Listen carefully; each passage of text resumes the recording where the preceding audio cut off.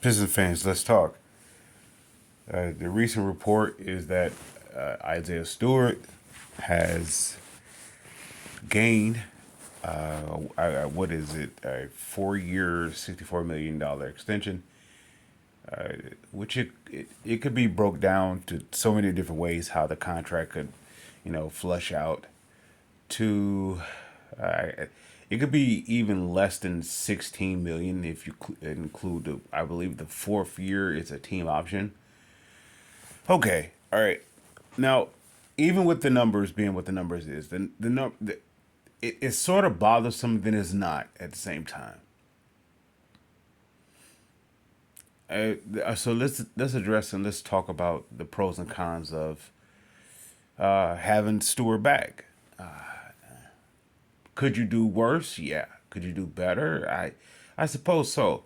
But yet at the same time, I'm going to say no. The, when it comes to Detroit as a destination, or I don't know if all Detroit sports team is connected with this. I will say that it's notorious for two teams in particular to be in this slot, and that will be the Lions and the Pistons. When it comes to the Red Wings and the Tigers, they do it a little differently. Yep, we won't touch on that. We just stay with it with the Pistons, and we may tap into the Lions, in the regard of this. I don't want to call it a conundrum, but it's sort of it's weird.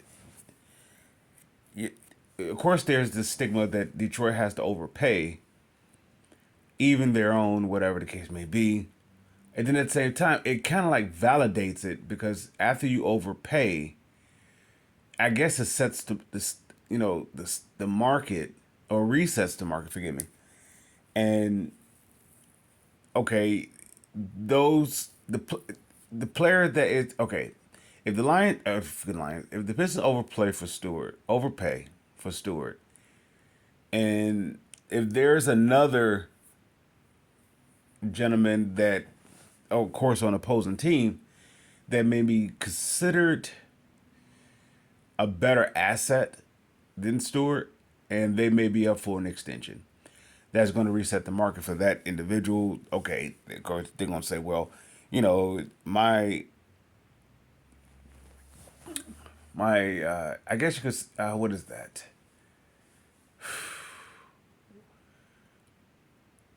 What I had to offer states that we I deserve a higher raise than what Stewart get. So I, when that player gets their extension, Stewart's pay goes down, so to speak. Sort of like when Matthew Stafford got his extension. At the time when he did, it was one of those things. Is he a top? Of course, they would say, okay, the Stafford extension is that he was the highest paid, all right, at the time, and it was considered undeserving for what he has accomplished. At the same time, is not. Detroit is a considered a destination where it doesn't often get the cream of the crop. Whether it's through free agency, whether it's through draft, whether it's through, I don't know, trades. It's very rare Detroit gets the cream of the crop or the best or the betterment of the deal, regardless of any one of those avenues. So when they do make a move, it's always going to be at a spot where it's going to be poked at, but at the same time, the ones that's doing the poking is not considering the situation that Detroit as a destination is.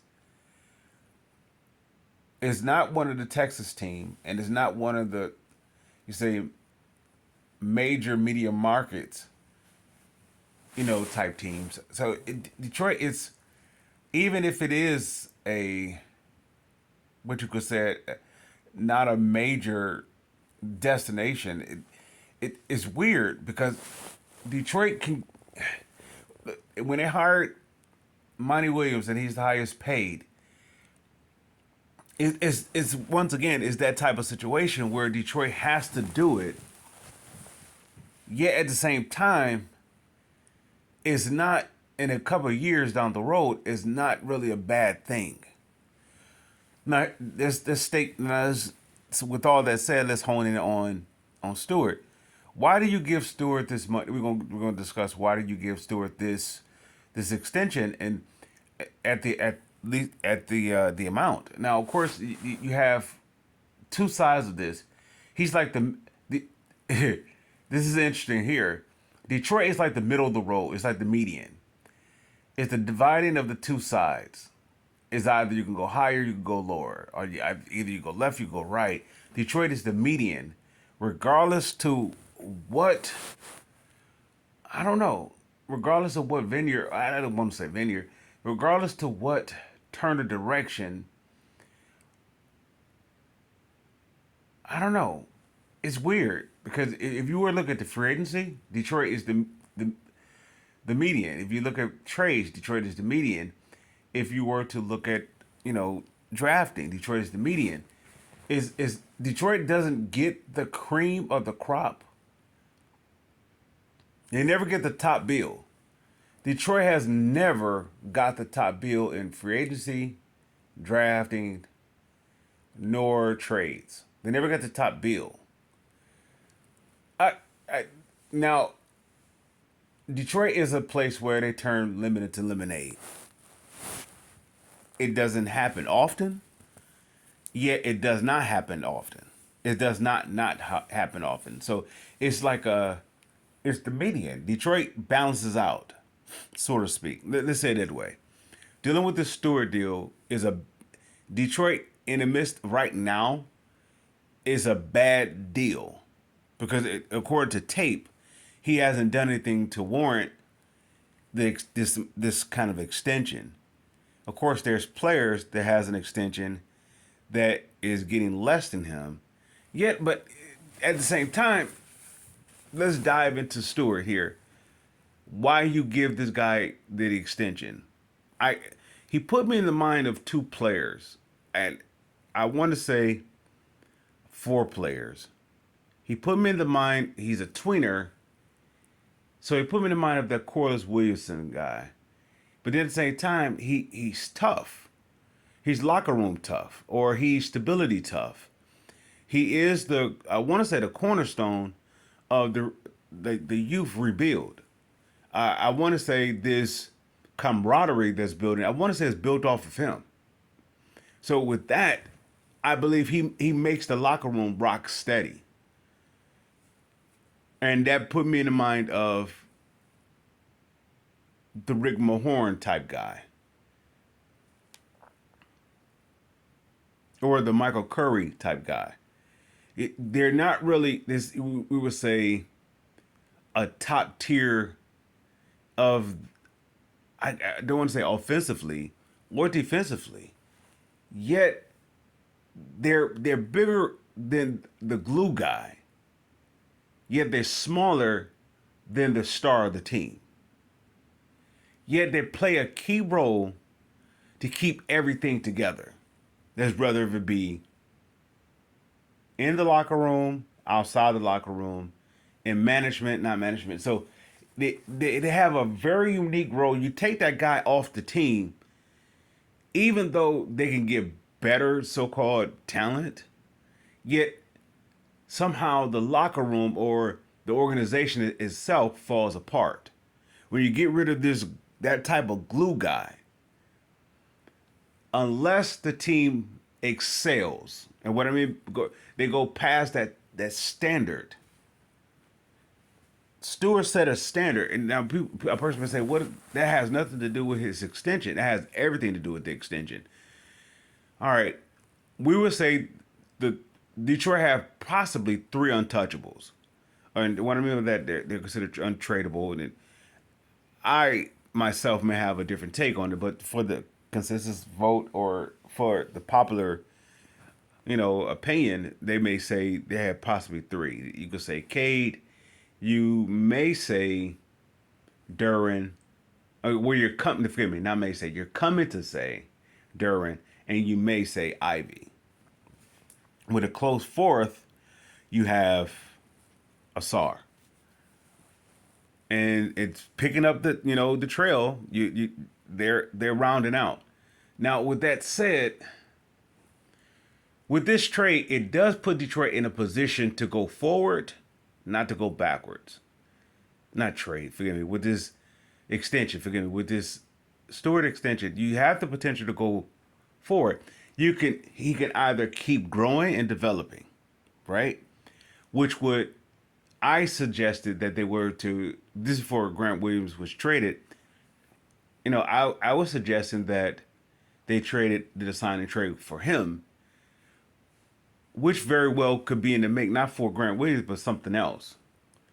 It Detroit is putting himself in a position for the future.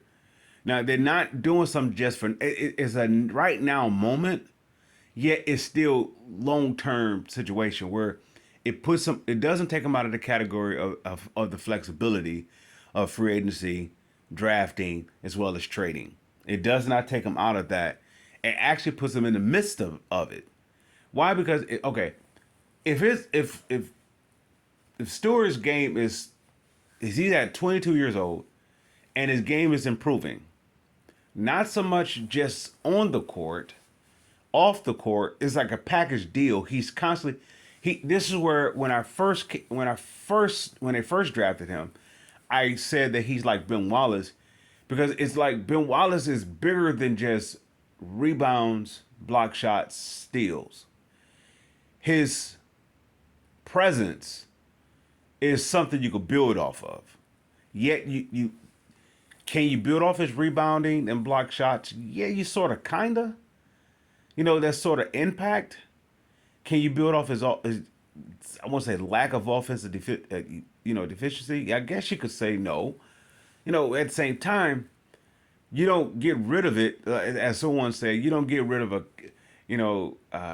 and uh, what is that? Ashton Martin, because it has a scratch on it. You don't get rid of it because something is considered that is it could be noticeable to the eye that is I don't want to say picky.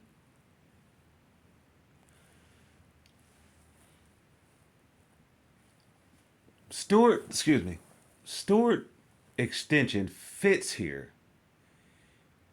Now it's going to be a domino effect. And this is where it goes with the median thing. Stewart is okay. Okay. You had which would you like to say the four bigs? You have Bagley, Wiseman, Duran, and Stewart. Stewart is now the median.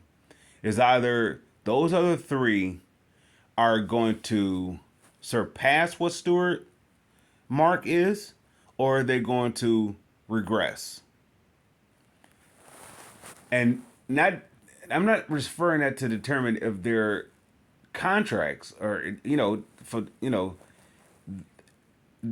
extension. I'm referring to their play. Stewart is constantly if he's constantly improving, right? If he's constantly improving, if he's constantly doing what the organization has asked of him to do. Okay, his role may not be what, let's say, in comparison to a guy who may have recently received an extension, their stats may be, I guess you could say, in, I don't know, more efficient, yet the impact of the organization of keeping everything else together doesn't balance out. So yeah, the player on the court may have, I don't want to say a higher upside or even shown results of actually being, we would say on paper, a better player. Yet points, statistics to a degree, it has a place, yet it's almost like it shouldn't be the focus point. Well, okay, if we were to look at the greats, not if we were to look at the greats with the Pistons, is they're great, or the numbers of the players that their numbers are in the Raptors. It wasn't just their play on the court. It was their play of how they complemented everybody else. So it made it a team. If you take Stewart off the team, this is the reason why I was saying a trade for him, for like a trade for Grant Williams, is because they're similar, yet I would say Grant Williams is a step higher.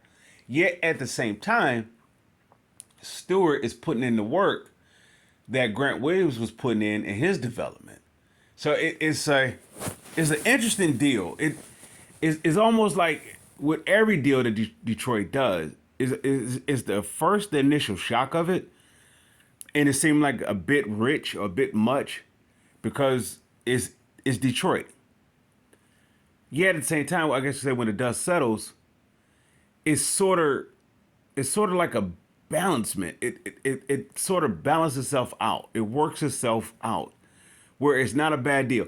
Stafford getting the extension at the first time. I'm using this as an example.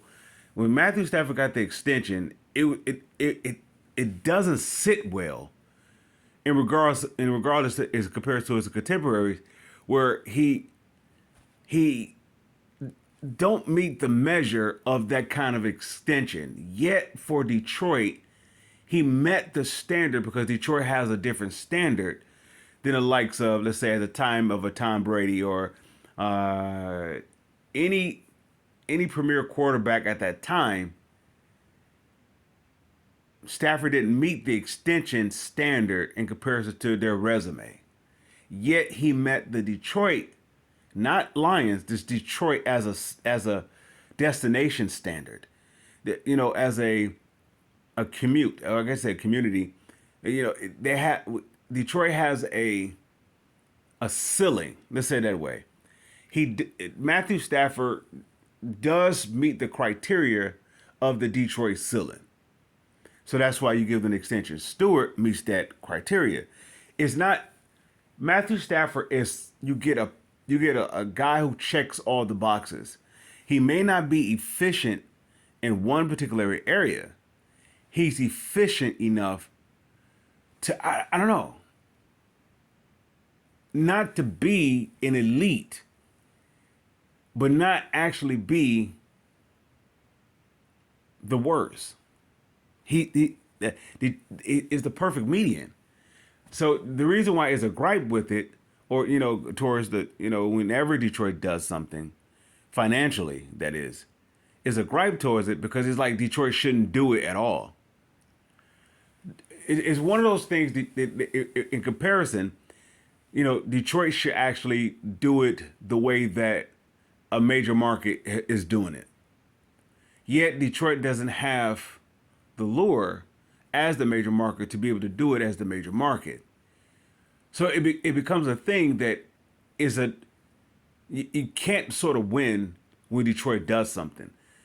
Monty Williams, they say his contract will never justify itself unless he becomes a Hall of Famer coach in Detroit. It doesn't justify itself. Matthew Stafford contract doesn't justify itself unless he is, with Detroit that is, unless he gets a championship. Now, with that said, he does become a champion, and everything that this is going to make my point.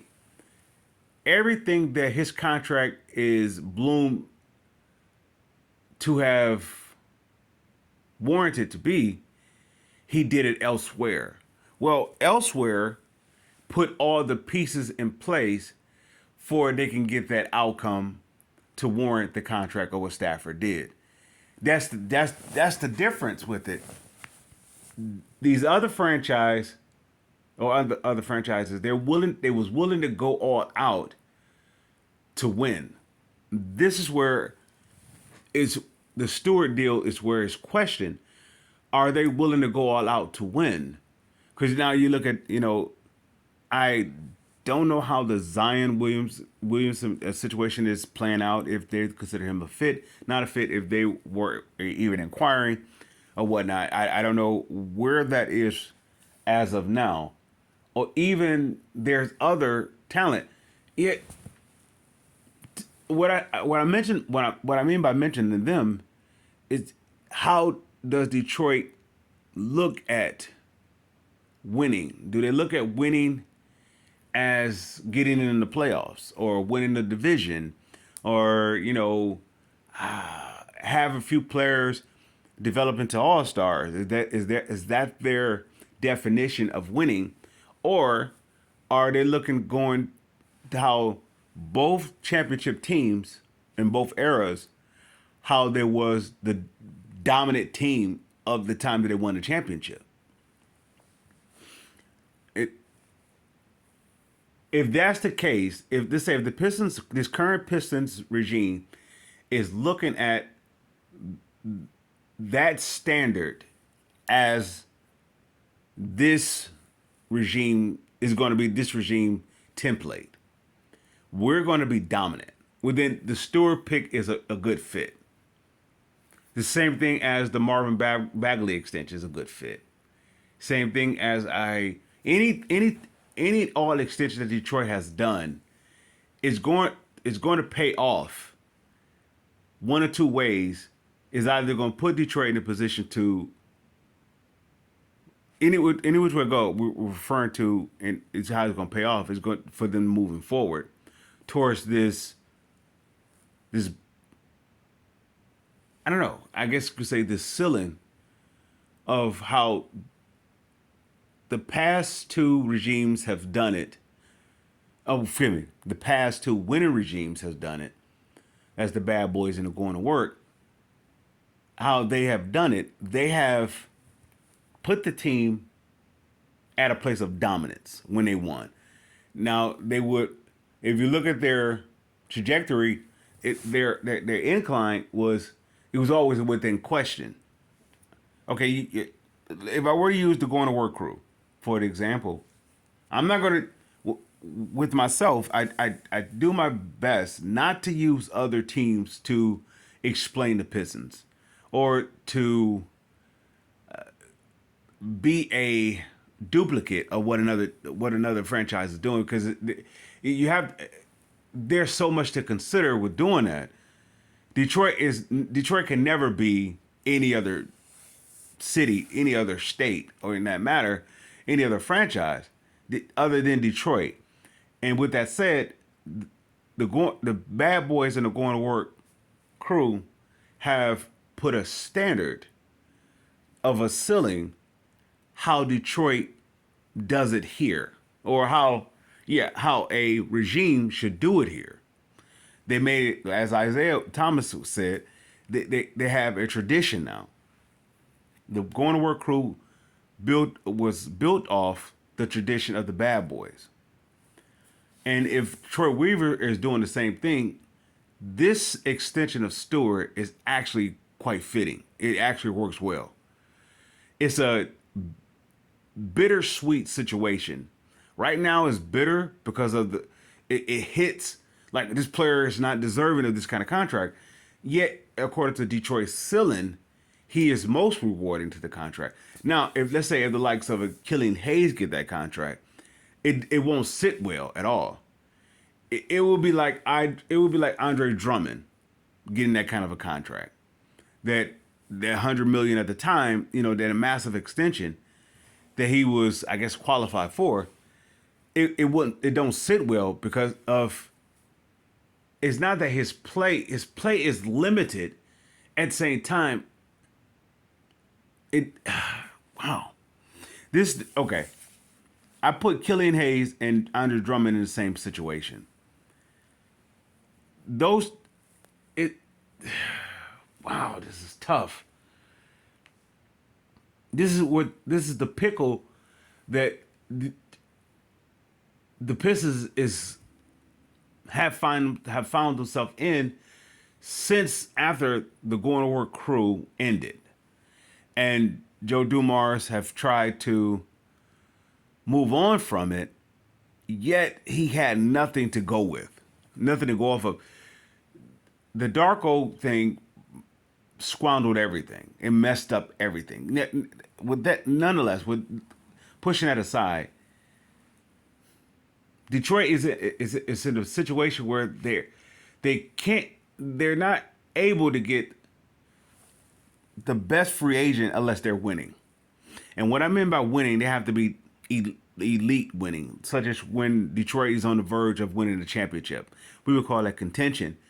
Yet Detroit contention is not just okay. We getting in the playoffs. Their contention, they are. If Detroit becomes the standard, if you beat Detroit, you're going to win a title. That's what I mean by content. That's what I mean by that standard of when Pistons have in the past when they do get the very top. If you beat Detroit, you're a guaranteed winner. You are the powerhouse. All right, so that's how the history is. Because Detroit would have done, they would have their development, their culture, of beating this rock to get to the top. They would have done it and done it and done it and done it. And by the time this rock has been hit so much, it doesn't just cave in. It actually relishes like the beating per se. So that's why you get the Chicago Bulls, or you may get the Miami Heats, the Boston Celtics, or LeBron James and the Cleveland Cavaliers. They come in they come in if we beat Detroit, the West doesn't have a chance. The Chicago Bulls is that way. Once we beat, it's the mental standard. Detroit is like I'm going to tie into something what Nate Burleson said. He said if Dallas Cowboys is America's team, then he says Detroit Lions is the heartbeat. All right, as much gripe that Detroit as a city gets, the United States doesn't function without Detroit. You take Detroit out of the United States and put it any place else, United States will collapse in a major way. Well, because Detroit is it's the mental standard. It's the place even in the midst of the city. I don't know if you guys that is from Detroit have said it, such as myself. Well, if you survive Detroit, you can survive anywhere. It's Detroit is it's the mental. It's the perfect balance. It's not too good to be at the top. In other words, first crack at it, yet it weathers the storm of the abuse of being stumped on. And of course, we're talking about when the leader at that time is actually not taking advantage of the city or taking advantage of the community or taking advantage of of Detroit. That's what separates the winners and the losers in Detroit's organization, in my opinion. Of course, all of this is my opinion. When you talk about the Lions, the Red Wings, the Tigers, and the Pistons, the winners, the Red Wings is notoriously known for winning for back in their heyday. Of course, the Steve Eisenman and so forth, that regime or that team, they won. They won years later, and it was put together by Detroit's template, being mentally strong. Well, the mental strength is that You don't get the recognition that you properly deserve. At the same time, you get kicked around and weather that storm. Detroit is a blessed place. At the same time, it would appear as it is cursed. We would say when Detroit is on fire, when it's at its very peak, there's no better place to be.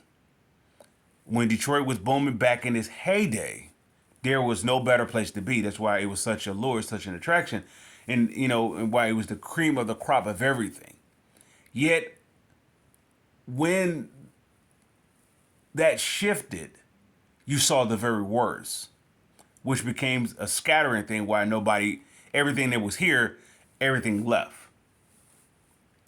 When Detroit is at the very best, the whole world wants a part of it.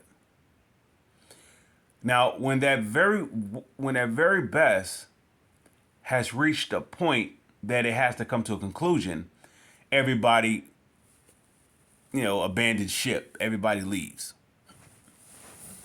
What does this have to do with Stewart? It has everything to do with Stewart because Stewart is a perfect fit because he's a balanced type player. He's not, say, if I were to use it in comparison to a Zion Williamson. Now, will we say in terms of impact, who would you prefer to have? Zion Williamson or, let's say, or Isaiah Stewart? On paper, we would say Zion. But look what comes with Zion. You don't know what you're going to get. Look what, if there's a consideration of trading Zion, if New Orleans is inquiring, that says a lot about this particular player. Does that mean that people are not inquiring about Stewart? No, I'm not saying it that way. I'm saying if he's this special talent, he's a number one overall draft pick, he's a blue chipper, he's this special guy, that guy should never be in discussion for possibly being exited from that franchise or that particular sports team because there's such a pivotal part, of not rebuild just for longevity. Like you would never hear Tim Duncan, of course he was selected number one overall. You never hear Tim Duncan when he, in any course of his career talking about being traded. He's too valuable of an asset. You don't. Zion Williamson is like I put him in the category of the Allen Iverson. If he's so valuable that that he shouldn't be in discussion to be traded, why is he in discussion to be traded? Because there's something that is not. It's something that's not matured. When it comes to Detroit doesn't get those type of players, whether it be free agency, draft, or trade. They don't. Detroit gets the guy that is the balance. Say, for example, we would say the Rasheed Wallace trade was a booming success. It ultimately, because the talent is rewarding as well as the overall, the reason for getting this talent was fulfilled. Championship. He didn't break up the team. He played a part to keep the team together to excel to that height. So it's the perfect trade. Same thing as the Ben Wallace for Grant Hill. Now on paper, a healthy Grant Hill at the time, it was superior than Ben Wallace. However, you couldn't build the way you could build off of Ben Wallace. You couldn't build off of Grant Hill. As valuable as Grant Hill was, you couldn't build off. Say in Detroit, forgive me. Let's rephrase that. In Detroit, you couldn't build off of Grant Hill the way you could build off of Ben Wallace. Now, of course, okay, all right. In Isaiah time, you had Magic Johnson, Larry Bird, right? And then there's Isaiah Thomas. There was no Michael Jordan, and there's still, in my opinion, there is no Michael Jordan. His accomplishments came off of Detroit. Was he scoring 60-some points? Yeah, but he wasn't winning. Once he was able to get to the mental capacity to want to beat Detroit, that's when he became, by that time, it's the 90s. That's a totally different era of basketball, a totally different time. But anyway, Isaiah Thomas is not Larry Bird or Magic Johnson. However, Isaiah was the perfect fit for Detroit. He's the balancement. Detroit is not in a position to get a Larry Bird or a Magic Johnson or an Allen Iverson or a Tim Duncan. They're never in that. When it's time for Detroit, okay, let's go to Cade Cunningham. Cade Cunningham is the purpose. He is the perfect, what I meant by balancement. He's not where we would say this eye-popping talent. We would call it the blue chipper. Yet he is the blue chipper for Detroit. I said on record, Detroit wasn't, Cade wasn't, in my opinion, wasn't the best player in that draft. I thought Mobley was the best player. Yet I said Cade was the best fit for Detroit.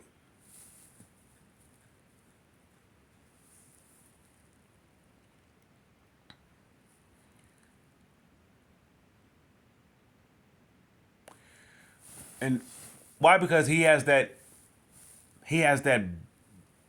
balance that's necessary. Stewart doesn't get better without Cade. Cade doesn't get better without Stewart. What I mean by that, not them putting in the work, is what they bring together. It's like Isaiah Thomas doesn't get better without Bill Laimbeer. Bill Laimbeer doesn't get better without Isaiah Thomas. And I would say the same thing with Chauncey Billups. Chauncey Billups doesn't get better without Ben Wallace. Ben Wallace doesn't get better without Chauncey. Now, what I mean by that, Ben Wallace was a guy, let's say it this way. Ben Wallace was a guy who was undrafted, who all he knows is hard work. He has a resume of this, in my opinion, is impeccable of the work that he put in for being undrafted. Chauncey was rated a top pick in that draft. All right, not they wasn't the same draft, but in his draft class.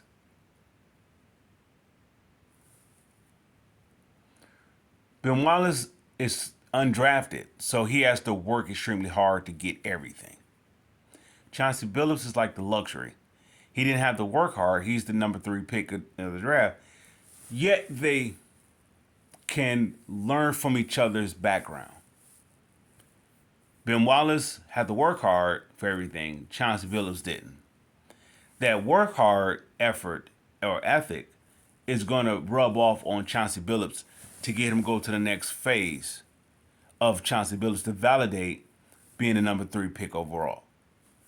At the same time, Chauncey Billups' number 3 pick selection, not validation, his selection of being a top 3 pick is going to rub off on Ben Wallace, to have Ben Wallace to not to look as though he's undrafted. If somebody could say, well, Ben Wallace already had the attitude that he's going to be it. Yeah, he's still not it. Ben Wallace is not a Hall of Famer coming to the Pistons. So it's like the rubbing off of the two. Chauncey Billups wasn't known as a defensive player with any other team. Yet when he comes here, up under Ben Wallace, I'm not up under Ben Wallace, but with the staple of with the staple of what Ben Wallace put down, Chauncey Billups becomes a better defender. So it sort of fits. Same thing with like Isaiah Thomas and Bill Laimbeer. It fits. Isaiah is the luxury, such as like the Chauncey Billups. And Bill Laimbeer is like the cast off. Yet Isaiah doesn't reach his peak without Bill Laimbeer doing the dirty work. Isaiah didn't have to do any dirty work, even though he got dirty. And I don't mean something, you know,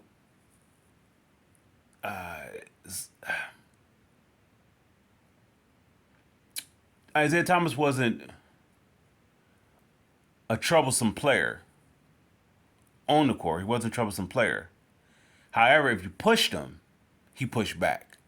That's all it was. Bill Laimbeer was the guy that got dirty. Some people considered him as a dirty player.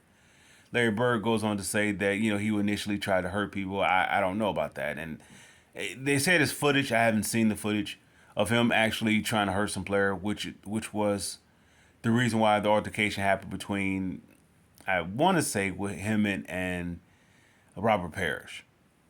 Robert Parrish was their enforcer. I get it how it works.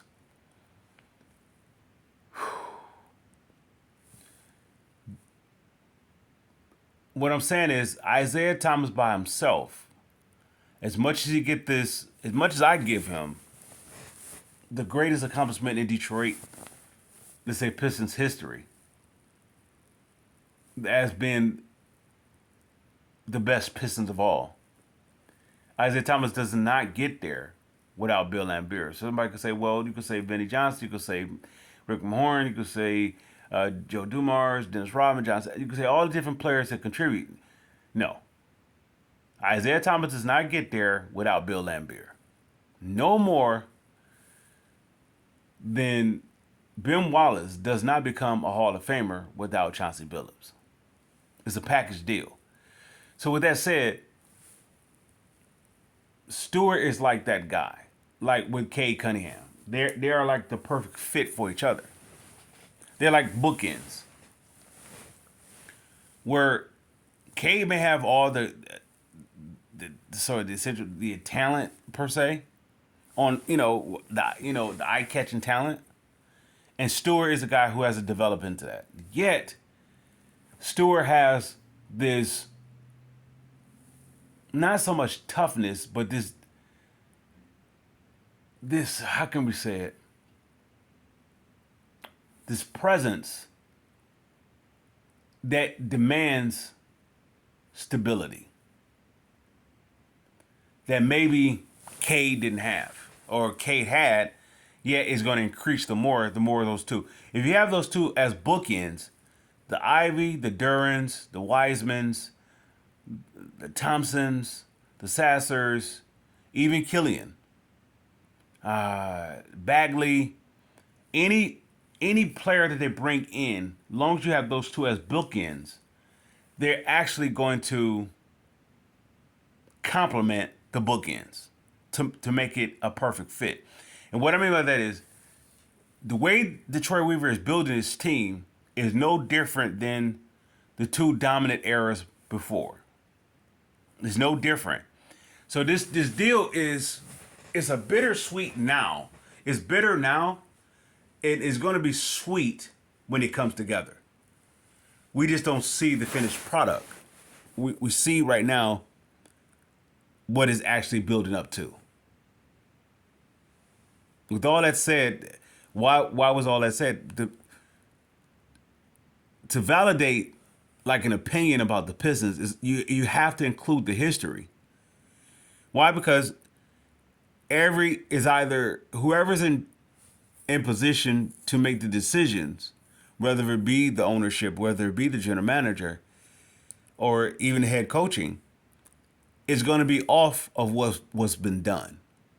Either you're going to go to the standard of the success that what's been done, or you're going to go to the less extent, to the unaccomplished version of it. And Troy Weaver, maybe Tom Gores, all the way down to Troy Weaver, they're looking at the standard that the two successful stints or regimes have put together, and they taken from that, or they not taken from it is built actually standing on the shoulders of it. The Isaiah Stewart puts him in a position for two things. He could constantly grow. Well, let's say it this way. If he gets better, Duran gets better. Cade gets better. If Stewart takes his foot off the gas, Cade doesn't have to get better. He can put the work in, but he doesn't have to get better. Stewart puts the effort in. I'm going 110. Not in practice. I mean, not in, you know, where you got those videos where you show them working out and not that. In every category that will be beneficial to this organization, Stewart gives 110%. Let's say if he were to get involved with the community, he gives 110%. Let's say if he's watching game film, he gives 110%. This is why you give him the money. It's sort of like I equate this as to Trey Flowers signing for the Lions. The fans will say it's too much. That because of the fact that the coach didn't understand what he had, not so much in Flowers, yet he just wasn't ready, wasn't matured. He couldn't get out his own way to make it all work.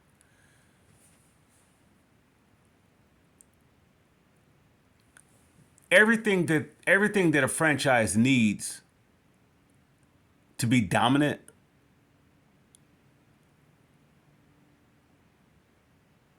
what's his name? Stewart Skimming. Stewart has the qualifications of. He takes the load off of Derwin. He takes the load off of Cade.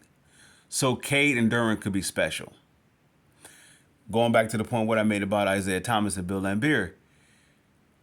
By Bill Laimbeer doing the dirty work, it allows players such as John Sally, Dennis Rodman, James Edwards, Rick Mahorn to be extremely successful.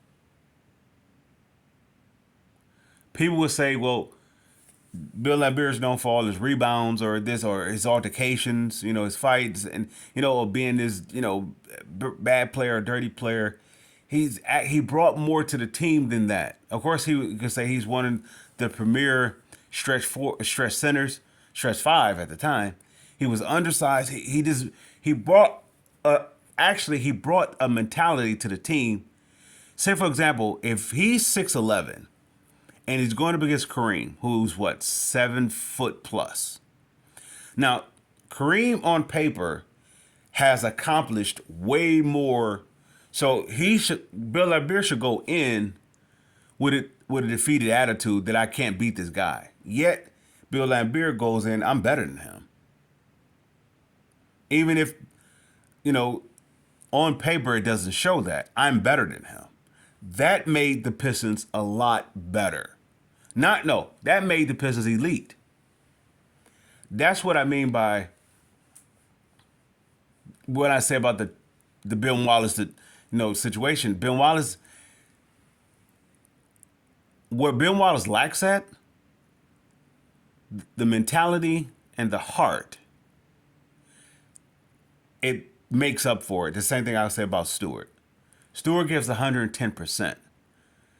He gives 110%, which sets the standard. Okay, I'm not saying that Cade wouldn't be this guy that he is for this franchise. I'm not saying that he would or he wouldn't. I want to say that it is the Stewart effect plays its part with Cade's impact to this organization. Now, Cade pretty much could be a leader. He credits having his child, for that. Now, don't get me wrong, that can have every bit of the leaders, the quality, I guess you could say, the direction of his leadership, or the cause for his leadership. Yeah.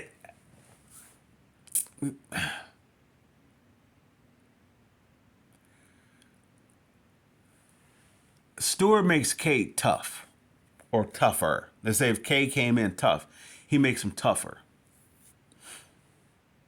I can't get past this. It was one thing I saw.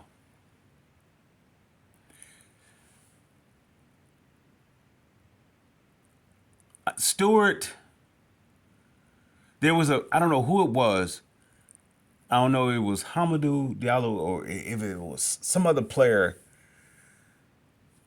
They was playing against some team,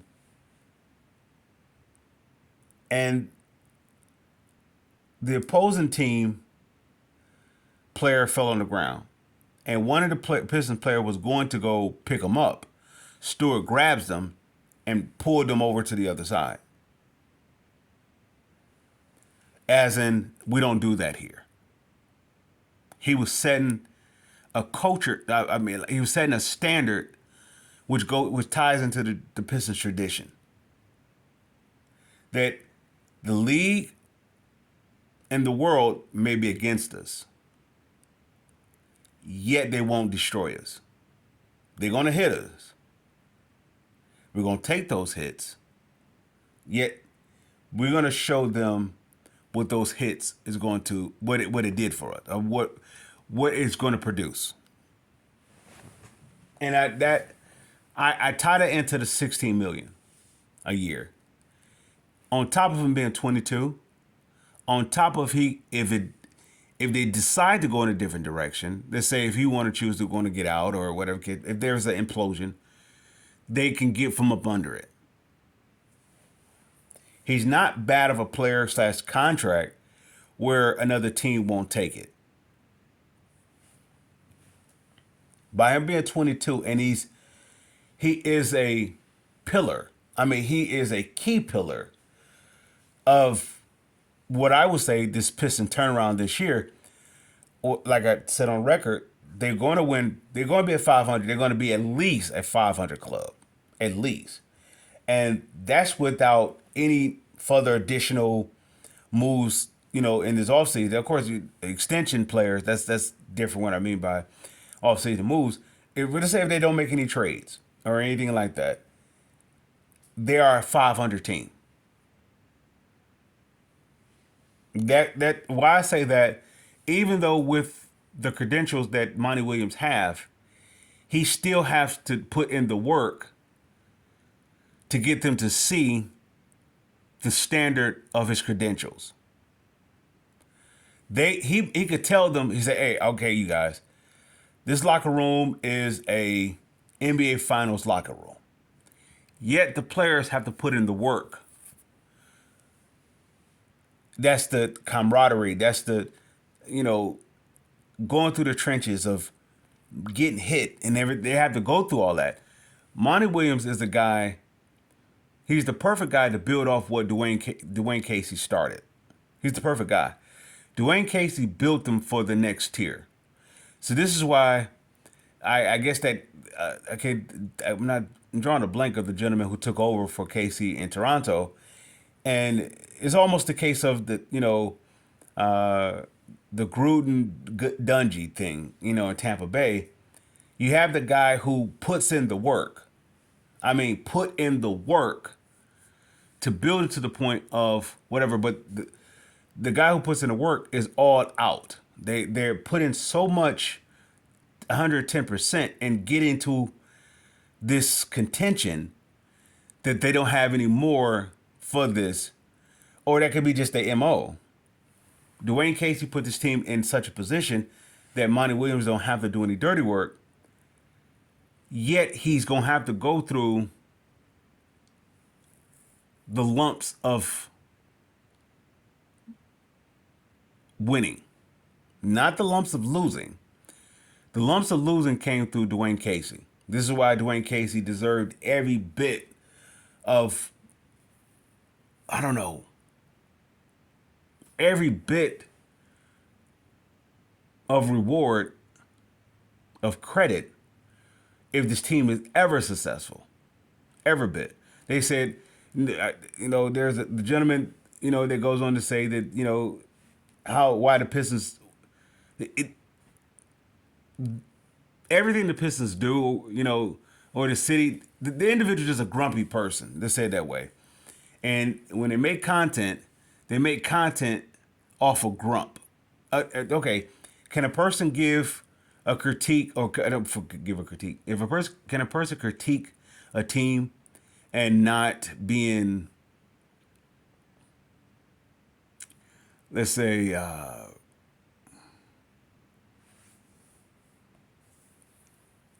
can a person critique a team without being optimistic, or or not even being pessimistic? Pessimistic. What's the word I'm looking for?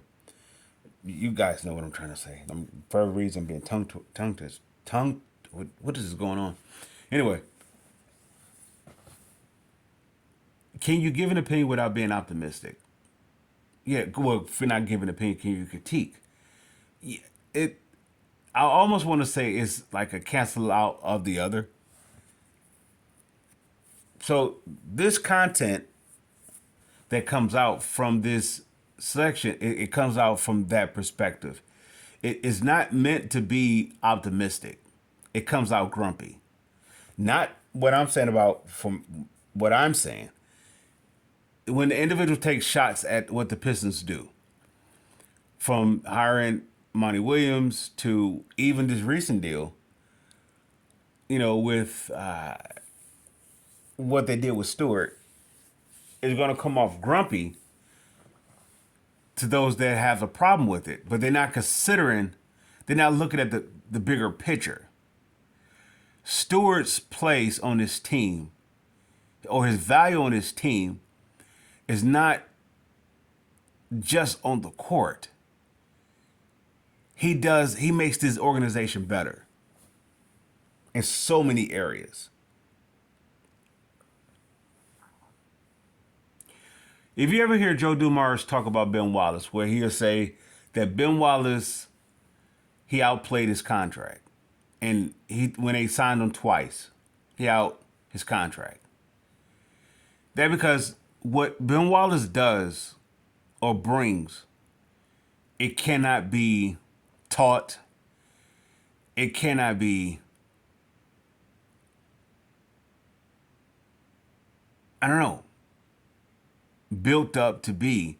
It has to be within. I want to say it's a mindset, it's a determination. And I want to say Stewart has that trait. Now, he may not have the impact, or they say,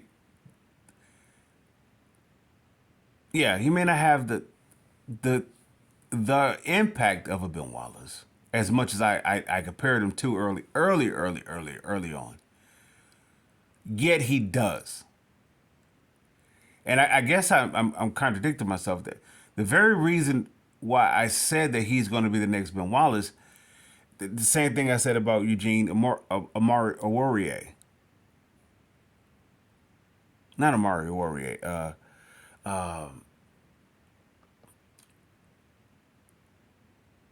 What is his name?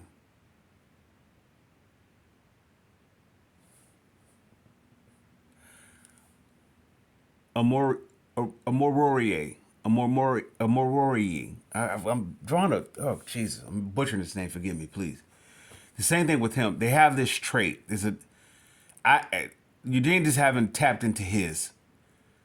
But it's a 110, even though I'm not the elite. They say I'm not gifted in those special categories. Yet my heart makes up for it. That's that Ben Wallace type that I refer to when I mentioned about Stewart. He has that intangible that fits with Monty Williams. Monty Williams will not be successful. Let's say Monty Williams won't be able to complete what Dwayne Casey started without Stewart. Now, let's say if Stewart continues to progress, the contract, he's going to outplay his contract. And let's say if he regress, then they are in position to move on from him. Somebody may say, who's going to take on the 16 million? There's so many teams that would take on that 16 million. Somebody say he's not worth 16 million. What he brings to a franchise, when people were inquiring about him, it's too much of a plus with Stewart. I can compare him to let's say plus minus towards a Zion Williamson. Zion Williamson has those gifts that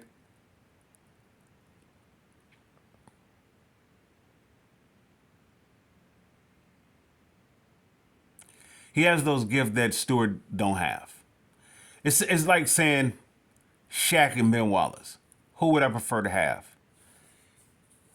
I would prefer to have Ben Wallace than Shaq. Statistically, and let's say talent, or you can say gifted, Shaquille O'Neal is probably all right or whatever.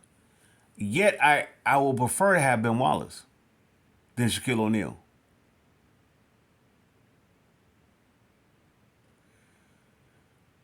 Shaq is not going to be mentally plugged in. He has to get motivated. Ben Wallace has a determination that I can always count on. With the Shaq thing, I got to deal with him, all the stuff that comes along with it, the undevelopment. I have to deal with all that. The same thing goes with Zion. Zion, in comparison to Stewart, I have to deal with all the undevelopment. And we're talking about from a mental capacity. We're not talking about undevelopment as an athlete. We're talking about as an individual growing from a young man to a man to being a example. That will be the reason why you trade or you put in, the option to inquire for trading for Zion or an Allen Iverson, or that sort of number one overall elite top tier talent. Yeah, because they're not really plugged in. Let's say in comparison to a Tim Duncan, a LeBron James. They are plugged in. And like I said, Detroit Detroit is the perfect magnet to draw on those balanced players. They're not, and Bill Laimbeer, he's not Kareem Abdul-Jabbar. At the same time, he's not Kevin Duckworth. He's in the middle. Ben Wallace is not Shaquille O'Neal. Yet at the same time, he's not John Amici. So he's, matter of fact, Orlando chose to pick John Amici over Ben Wallace, which actually put him in the discussion to be in the sign and trade, for Grant Hill type deal. They picked Bo Outlaw and John Amici over Ben Wallace, and he became expendable. And with that, what I'm saying is, Ben Wallace is like, he won't be the top, but he won't be the bottom. He's the balance.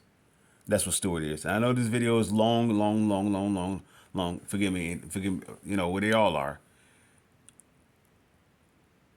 Well, I guess I was validating the point of why Stewart is worth the contract extension. At the same time, there's pros and cons with it. The cons is not come. All the pieces hasn't come together to show proof of this. Let's say if I put a lineup with Duren, Stewart, Thompson, Cade, and Ivy. That's a juggernaut. Let's say if I take Stewart out of the starting lineup and I put him off the bench is a whole lot better. If I put Stewart in any place, whether it's starting or the bench, the team is a whole lot better. What I mean by that, somebody say, well, he doesn't make the starting five better. Actually, he does. He makes whatever the starting other four that you put on the floor with Stewart, he makes them better. I can't say the same thing about Zion. I will say Zion himself is the better talent. I would say, in terms of being gifted. Yet he doesn't make the team better. He actually makes the team worse. His undevelopment makes it worse. That's something you can't teach. You can try to groom it, but you can't teach it. With that said, Pistons fans, I salute.